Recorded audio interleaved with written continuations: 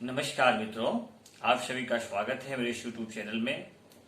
आज हम मित्रों चर्चा करने वाले हैं जेपीएससी के मुख्य परीक्षा के लिए एक बहुत ही महत्वपूर्ण प्रश्न ये है कि भारतीय न्यायिक व्यवस्था में न्यायिक पुनर्विलोकन या न्यायिक समीक्षा और न्यायिक सक्रियता में अंतर स्पष्ट करते हुए न्यायिक समीक्षा का संवैधानिक प्रावधान, ठीक है, और इसके महत्व पर प्रकाश डालें। कहने का मतलब है मित्रों कि भारतीय न्यायिक व्यवस्था में दो प्रावधान, न्यायिक पुनर्विलोकन जिसको आप न्यायिक समीक्षा भी कह सकते हैं, और न्यायिक सक्रियता में अंतर स्पष्ट करते हुए न्यायिक समीक्षा का संवैधानिक प्रावधान क्या है और इसके क्या महत्व है, उस पर आपको प्रकाश डालना है। यह प्रश्न आपका जेपीएससी मुख्य परीक्षा के लिए भी महत्वपूर्ण है, बीपीएससी मुख्य परीक्षा के लिए भी महत्वपूर्ण है और यूपीएससी मुख्य परीक्षा के लिए भी महत्वपूर्ण है। ये बहुत ही महत्वपूर्ण प्रश्न है। तो इसको कैसे लिखिएगा? आपको लिखना पड़ेगा कि भारतीय न्यायिक व्यवस्था के दो प्रावधान, न्यायिक पुनर्विलोकन या न्यायिक समीक्षा और न्यायिक सक्रियता, दो महत्वपूर्ण आयाम है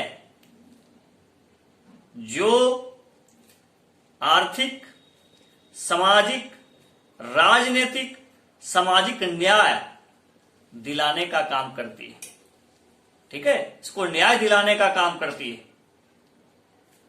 मित्रों, अब हम बात करते हैं कि इसका संवैधानिक ये चीज क्या है,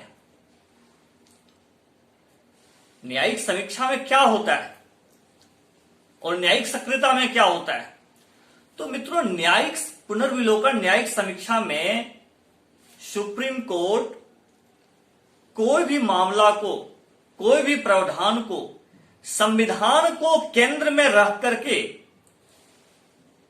उस विधेयक चाहे उस नियम को देखने का काम करती है, परीक्षण करने का काम करती है और उसके बाद उस प्रावधान को, उस विधेयक को संवैधानिक या गैर संवैधानिक उसको घोषित करती है। यदि मान लीजिए कि कोई प्रावधान सही है तो बिल्कुल ठीक है, यदि नहीं है, संविधान के अनुसार से नहीं है, तो उसको वो गैर संवैधानिक घोषित कर देती है। न्यायिक सक्रियता का मतलब होता है मित्रों कि सुप्रीम कोर्ट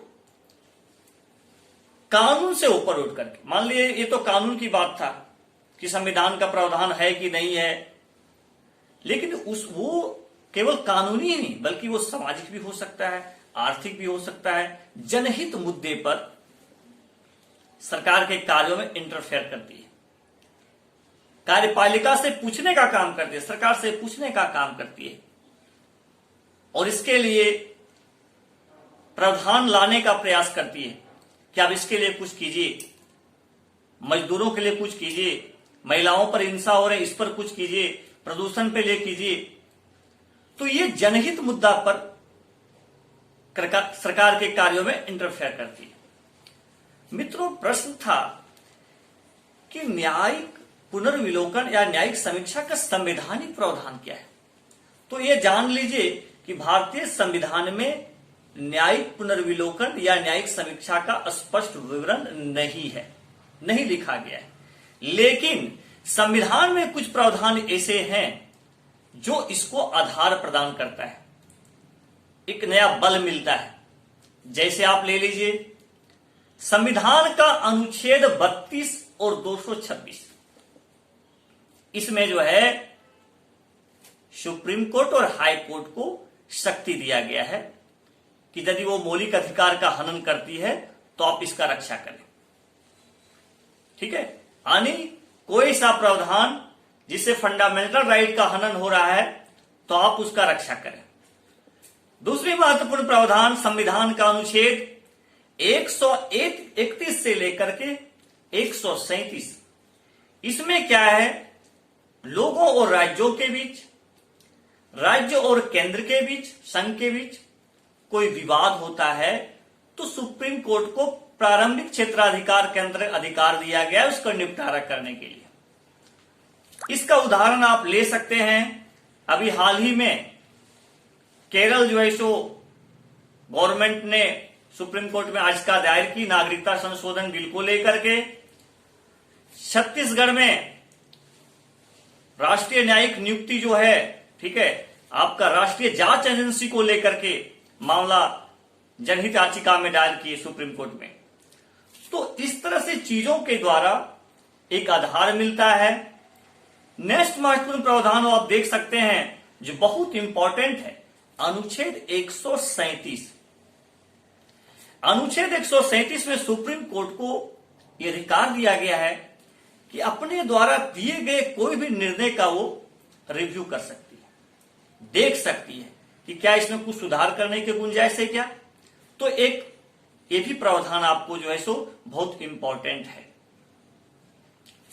मित्रों, 1975 में देवनारायण और इंदिरा गांधी के मामले में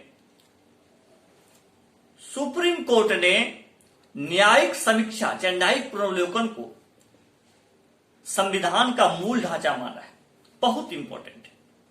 यानी 1975 में इंदिरा गांधी के मामले में इन्होंने बताने का प्रयास किया कि ये जो न्यायिक समीक्षा है या न्यायिक पुनर्वलोकन है वो संविधान का मूल ढांचा है। आगे बहुत सारे मामले में देखा गया है, जैसे गोलकनाथ मामले 1967, ठीक है, बैंकों का राष्ट्रीयकरण, उसमें देखा गया मिनरवा मिल समस्या, मजदूर की समस्या मिनरवा मिल के मामले में, ठीक है। तो इस तरह के मामले में आपको सुप्रीम कोर्ट ने न्यायिक समीक्षा के अंतर्गत डिसीजन देने का काम किया। तो इस पॉइंट को आप भी याद रखिएगा। गोलकनाथ मामले हो, मिनरवा मिल मामला हो, बैंकों के राष्ट्रीयकरण के मामला हो, यह उदाहरण आपका न्यायिक समीक्षा के अंतर्गत है। देखिए, न्यायिक समीक्षा के अंतर्गत इन प्रावधानों के तहत क्या होता है, सबसे पहले तो ये संविधान की सर्वोच्चता स्थापित होता है। इसका बहुत बड़ा इंपॉर्टेंस है। इसके तहत संविधान की जो सर्वोच्चता है वो बनी रहती है, लोगों का जो मौलिक अधिकार है वो सुरक्षित रहता है। साथ ही मित्रों, कार्यपालिका जो है वो एक दायरा में रहता है। यदि जिसको आप सेपरेशन ऑफ पावर बोल सकते हैं, यदि इस तरह का प्रावधान नहीं रहेगा तो वो तरह तरह के कानून लेके आ जाएंगे। तो एक तरह से उनको ये नियंत्रण करने का प्रयास करते हैं कि आप संवैधानिक दायरे में रहिए। कोई दिक्कत?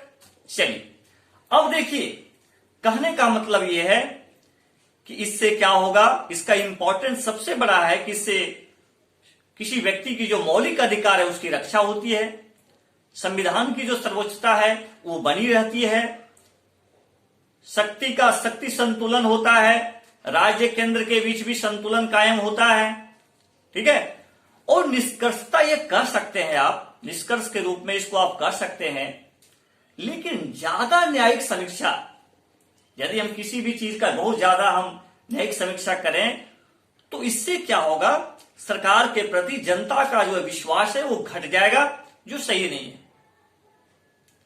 आने इसका प्रयोग सुप्रीम कोर्ट को करना चाहिए, लेकिन जनहित का मुद्दा को लेकर के, संविधान को लेकर के, कानून को लेकर के तो बहुत ज्यादा इंटरफेयर करने की भी आवश्यकता नहीं है।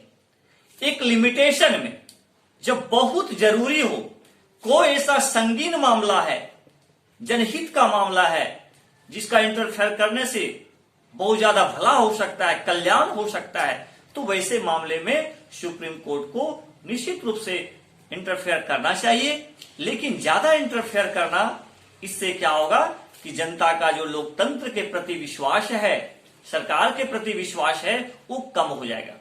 तो मित्रों, जो भी हो सका सिंपल ढंग से मैं आपको बताने का प्रयास किया, और भी आप इसको बेहतर ढंग से किताबों का सहारा लेकर के पढ़ने का प्रयास कीजिएगा।